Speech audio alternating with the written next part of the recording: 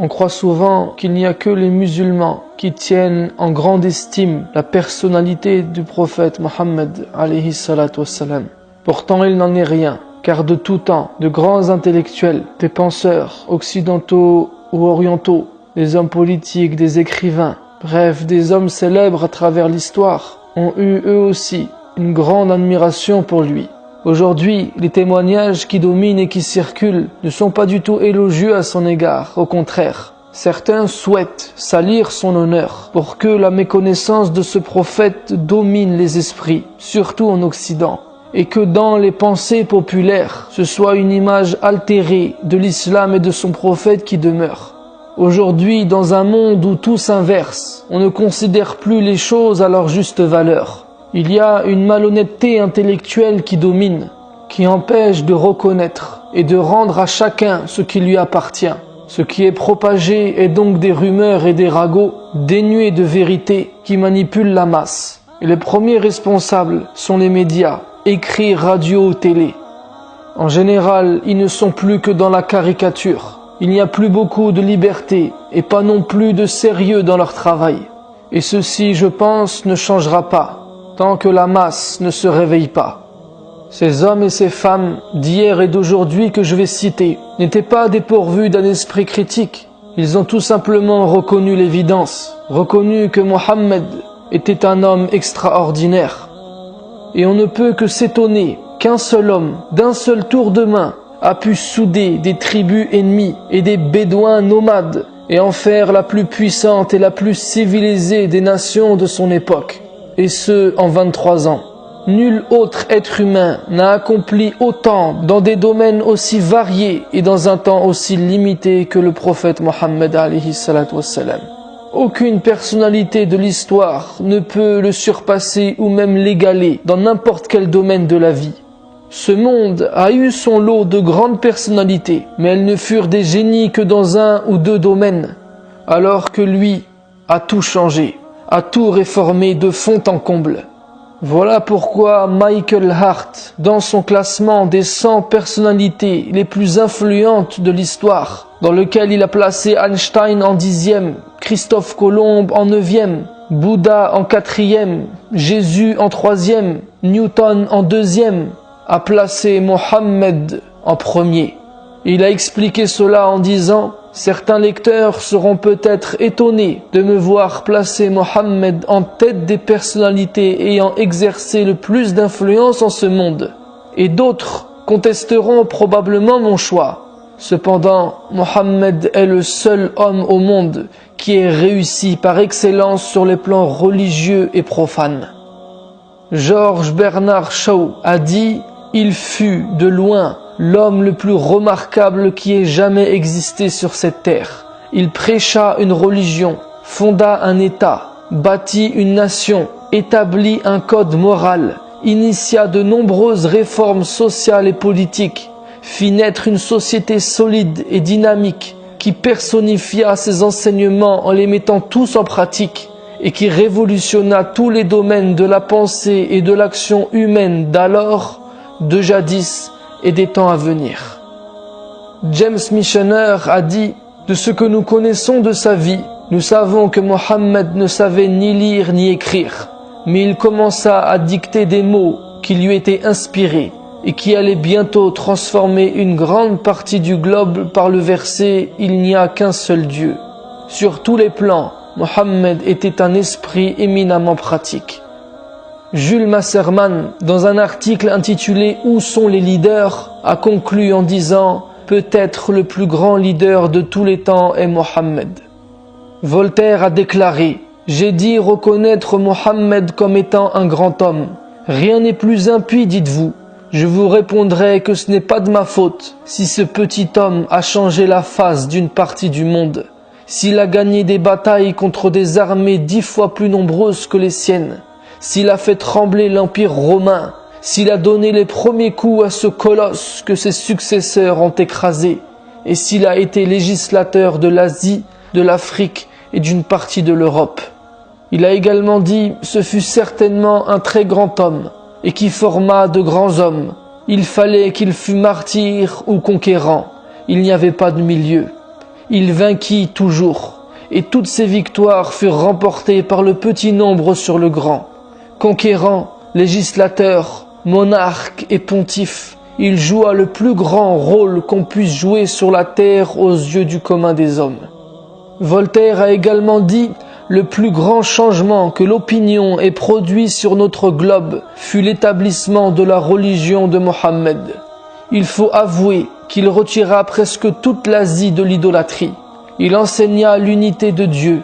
Il déclamait avec force contre ceux qui lui donnent des associés. Chez lui, l'usure avec les étrangers est défendue, l'aumône ordonnée, la prière est d'une nécessité absolue. La résignation au décret éternel est le grand mobile de tout. Il était bien difficile qu'une religion si simple et si sage, enseignée par un homme toujours victorieux, ne subjuguât pas une partie de la terre. Dans nos siècles de barbarie et d'ignorance qui suivirent la décadence et le déchirement de l'Empire romain, nous reçûmes presque tout des Arabes, astronomie, chimie, médecine. Il a également écrit « Il y a je ne sais quoi dans ce Mohammed qui impose ». Gustave Le Bon a dit « S'il faut juger de la valeur des hommes par la grandeur des œuvres qu'ils ont fondées, nous pouvons dire que Mohammed fut un des plus grands hommes qu'ait connu l'histoire. » Des préjugés religieux ont empêché bien des historiens de reconnaître l'importance de son œuvre. Mais les écrivains chrétiens eux-mêmes commencent aujourd'hui à lui rendre justice. Il a également écrit « Mohammed a été le plus intelligent, le plus religieux, le plus clément des Arabes de son temps. Il n'a dû son empire qu'à sa supériorité.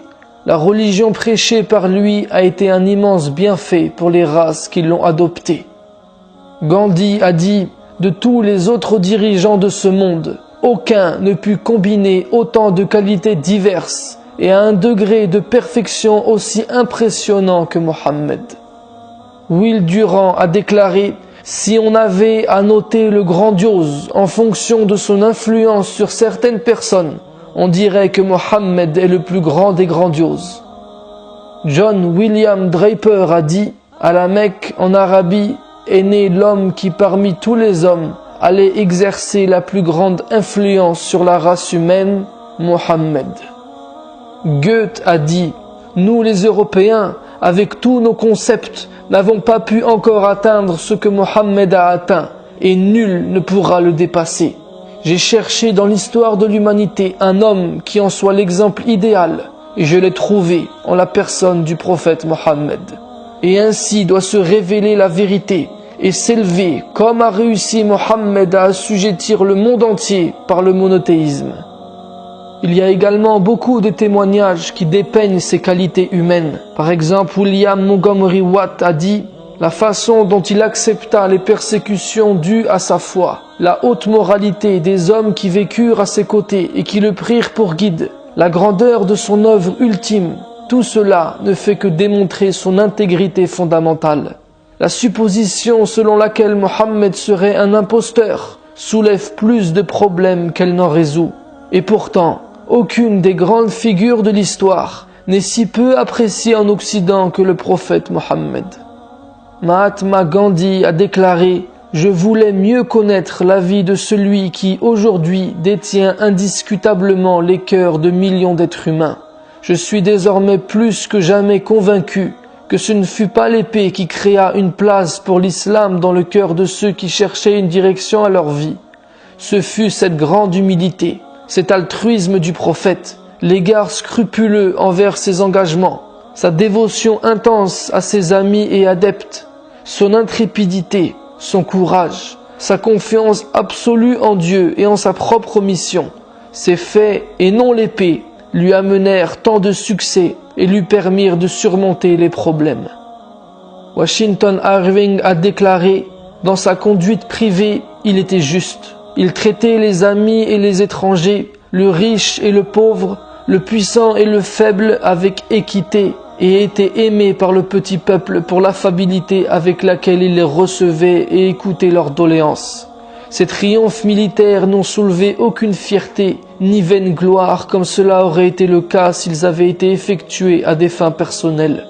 Au moment de sa plus grande puissance, il a maintenu la même simplicité, de manière et d'apparence que dans ses jours d'adversité. Aussi, sans que sa souveraineté en soit affectée, il était mécontent lorsque, entrant dans une pièce, un témoignage inhabituel de respect lui était montré. S'il visait une domination universelle, c'était la domination de la foi. Quant au pouvoir temporel qui a grandi entre ses mains, il l'a utilisé sans ostentation et il n'a rien fait pour le perpétuer dans sa famille. Thomas Carlyle a écrit: on remarqua que Mohammed, depuis sa tendre enfance, était considéré comme étant un jeune doué de raison. D'ailleurs, les personnes avec lesquelles il vivait l'avaient surnommé El-Amin, l'honnête, le sincère et le loyal. Ses paroles, ses actes et sa pensée étaient véridiques. Ceux qui le côtoyaient avaient également remarqué que toute parole qui exhalait de lui renfermait une édifiante sagesse. J'ai appris de lui qu'il était extrêmement pondéré et gardait le silence lorsque les paroles n'étaient plus nécessaires. Mais lorsqu'il parlait, ses paroles n'étaient que vérité et raison. Tout le long de sa vie, nous avons vu en lui un homme aux principes bien établis et connu pour une implacable détermination. Il se souciait du malheur des autres, était généreux et bienfaisant, clément, faisant preuve de piété et de mérite, et était vertueux. Extrêmement sérieux et sincère, il était néanmoins d'un naturel doux, accueillant et accessible. Il était réjouissant, agréable, sociable, et sa compagnie était appréciée. On pouvait parfois le voir plaisanter et s'amuser. Selon les témoignages, son sourire éclatant qui illuminait son visage provenait d'un cœur sincère. Il était très intelligent et possédait un cœur magnanime. Il était naturellement grandiose, sans qu'une école lui inculquât la science, ni qu'un enseignant se chargeât de son éducation, car il n'en avait aucunement besoin. De tout temps, le prophète Mohammed alayhi salatu wassalam a été admiré, que ce soit par ses partisans, ses ennemis, ou juste par des observateurs neutres. Voici quelques témoignages d'hommes et de femmes. Benjamin Smith a dit: il était César et le pape réunis en un seul être. Mais il était pape sans avoir les prétentions du pape, et César sans avoir les légions de César, sans armée, sans garde du corps, sans palais et sans revenu fixe. S'il y a un homme qui a le droit de dire qu'il règne par la volonté divine, ce serait Mohammed, puisqu'il a tout le pouvoir sans en avoir les instruments ni les supports.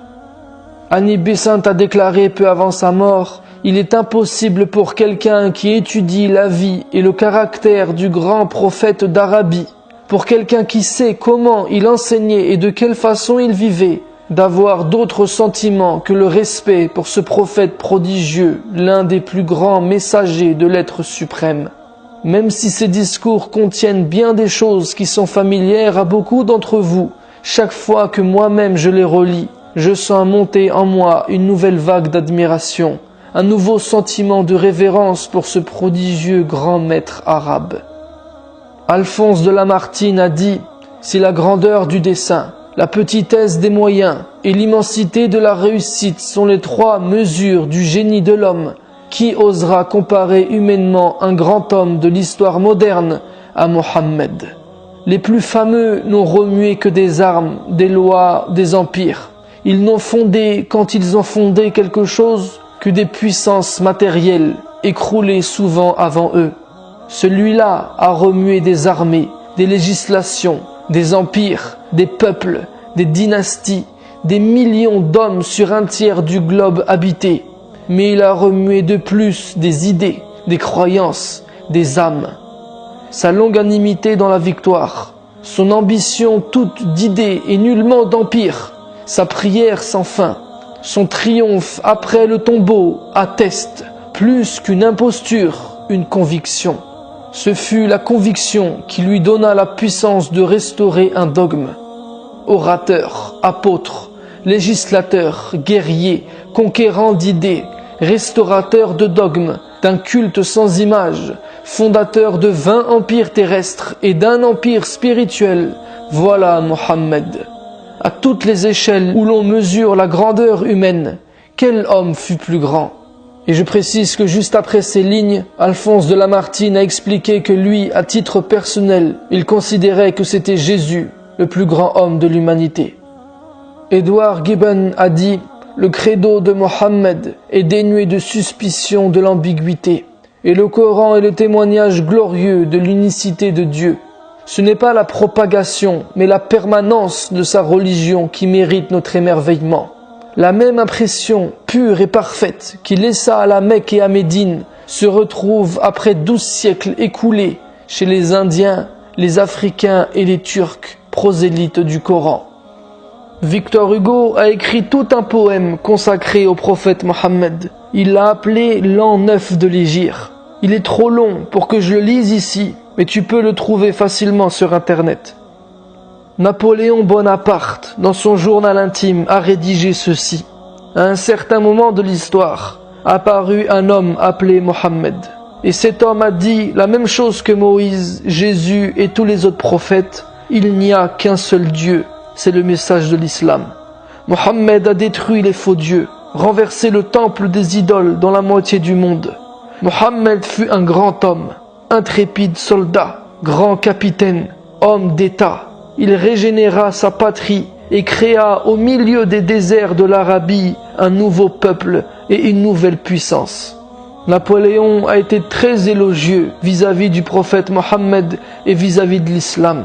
Un de ses compagnons, Emmanuel de Lascaz, a écrit dans le mémorial de Sainte-Hélène: lorsque Napoléon séjournait en Égypte, il se demandait avec étonnement comment le prophète de l'islam et les hommes de l'histoire islamique sont parvenus à pénétrer si facilement dans les territoires étrangers qu'ils ont dominés ensuite.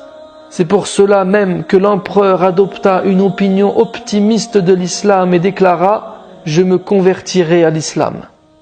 Léon Tolstoï a écrit ceci: « Il suffit d'évoquer avec fierté que Mohammed a libéré un peuple soumis et sanguinaire des démons des mauvaises mœurs et l'a guidé vers le chemin du développement et de l'épanouissement.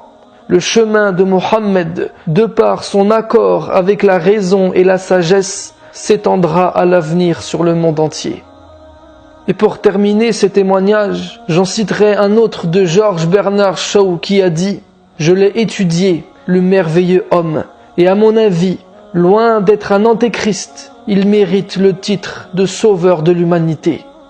Je crois que si un homme comme lui prônait la dictature du monde moderne, il réussirait à résoudre ses problèmes d'une façon qui lui apporterait la paix et le bonheur si nécessaires. J'ai prophétisé sur la foi de Mohammed qu'elle sera acceptable à l'Europe de demain, comme elle commence à devenir acceptable à l'Europe d'aujourd'hui. » Il a également écrit « C'est une honte pour chacun d'écouter les accusations disant que l'islam est un mensonge et que Mohammed est un imposteur et un falsificateur. Il était un grand homme par sa nature.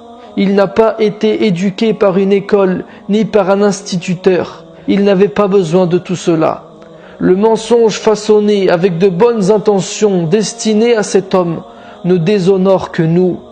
Une grande âme silencieuse, il était de ceux qui ne peuvent être autrement que sincères et convaincus, et que la nature elle-même a créé sincères. Alors que d'autres se complaisent dans des formules et des rumeurs contents de leur sort, cet homme ne pouvait se soustraire aux formules. Il était seul avec sa propre conscience et la réalité des choses. Une telle sincérité, ainsi qu'on veut bien la nommer, possède en réalité quelque chose de divin. Le discours d'un tel homme est semblable à la voix qui émane du cœur même de la nature. Les hommes écoutent et doivent écouter ce discours mieux que tout autre. Le reste n'est que futilité en comparaison. La liste des témoignages de ce genre n'est évidemment pas exhaustive. On ne pourrait pas tous les citer. Ils ont tous conclu de manière objective, en étudiant de manière impartiale sa vie et son histoire, que Mohammed alayhi salatu wassalam était un grand homme. Ils n'ont pas tous cru que c'était un prophète. Ces personnes que je viens de citer étaient non musulmans. Je n'utilise pas leurs citations pour prouver la prophétie de Mohammed, n'y vois donc aucune intention de récupération. Je les ai cités pour faire passer un message. c'est que la seule chose que chacun doit faire en tant qu'être humain sensible, réfléchi et concerné, c'est de s'arrêter un instant et de se demander, toutes ces idées extraordinaires et révolutionnaires, sont-elles fondées? Sont-elles justes?